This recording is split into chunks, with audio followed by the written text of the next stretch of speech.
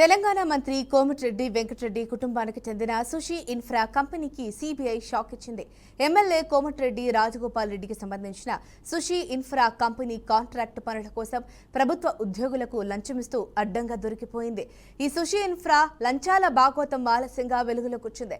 దాంతో సుషి ఇన్ఫ్రా నేరపూరిత కుట్రకు పాల్పడిందంటూ ఢిల్లీ సిబిఐ అధికారులు ఎఫ్ఐఆర్ నమోదు చేశారు. దీనికి సంబంధించిన మరింత సమాచారాన్ని మా బీఆర్కే ప్రతినిధి రామకృష్ణ అందిస్తారు. రామకృష్ణ, చెప్పండి, మరి సుషి ఇన్ఫ్రా నేరపూరిత కుట్రకు సంబంధించి మరి సిబిఐ అధికారులు ఎఫ్ఐఆర్ నమోదు చేసినట్లుగా తెలుస్తుంది. దీనికి సంబంధించిన అప్డేట్ ఏంటి?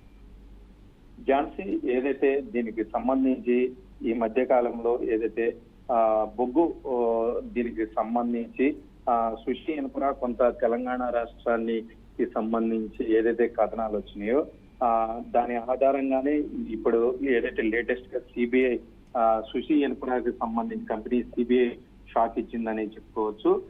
ప్రభుత్వ ఉద్యోగాలకు లంచం ఇస్తూ మెయిన్ గా సుషి ఇన్ఫ్రా కంపెనీ అడ్డంగా దొరికిందని చెప్పుకోవచ్చు. దీనికి సంబంధించి ఎవరైతే ఉన్నత స్థానంలో ఏదైతే టెండర్లు దక్కించుకోవాలని నెపంతోనే దానికి సంబంధించి సుషి ఇన్ఫ్రా ఏదైతే పెద్ద స్థాయిలో ఉన్నటువంటి కొంతమంది అధికారులకు లంచం ఇస్తూ దీనికి సంబంధించి దొరికినట్టుగా సిబిఐ అభియోగాలను మోపింది. దానికి సంబంధించే సుషి ఇన్ఫ్రా నేరపూరిత కుట్రకు పాల్పడిందంటూ ఎఫ్ఐఆర్ కూడా నమోదు చేయడం జరిగింది ఢిల్లీలో సిబిఐ అధికారులు. దానికి సంబంధించి A15 గా మంత్రి కోమటిరెడ్డి కుటుంబానికి చెందిన సుశీల్ ఇన్ఫ్రా వాళ్ళ తమ్ముడు రాజగోపాల్ రెడ్డి కుమారుడు ఎవరైతే ఉన్నారో సంకిత్ రెడ్డి మేనేజింగ్ డైరెక్టర్ గా సుశీల్ కంపెనీకి వ్యవహరిస్తున్నారు. సో దాదాపుగా దీనికి సంబంధించి ₹1 కోటి వరకు సుశీల్ ఇన్ఫ్రా లంచాలు ఇచ్చిందనేది మెయిన్ సిబిఐ దీనికి సంబంధించి ఆధారాలు కూడా మొత్తం కూడా సిబిఐ దగ్గర ఉన్నాయి.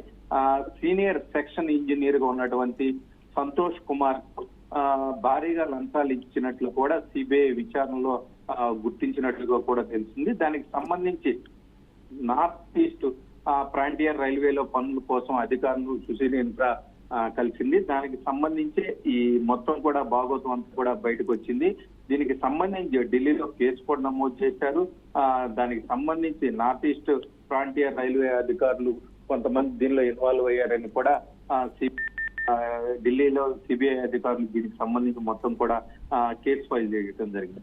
ఇదే సుశీల్ ఇన్ఫ్రాకి సంబంధించి కూడా తెలంగాణ రాష్ట్రంలో కొన్ని రోజులుగా ఏదైతే టెండర్లు దక్కించుకోవాలని టెండర్లు దక్కించుకోవాలని చూస్తుందని కథనాలు వచ్చిన నేపథ్యంలో ఇది కొంత సిబిఐ ఏదైతే అధికారులు దీనికి సంబంధించి ఫోకస్ చేయడంతో ఇది కొంత సంచలనంగా మారిందని చెప్పుకోవచ్చు.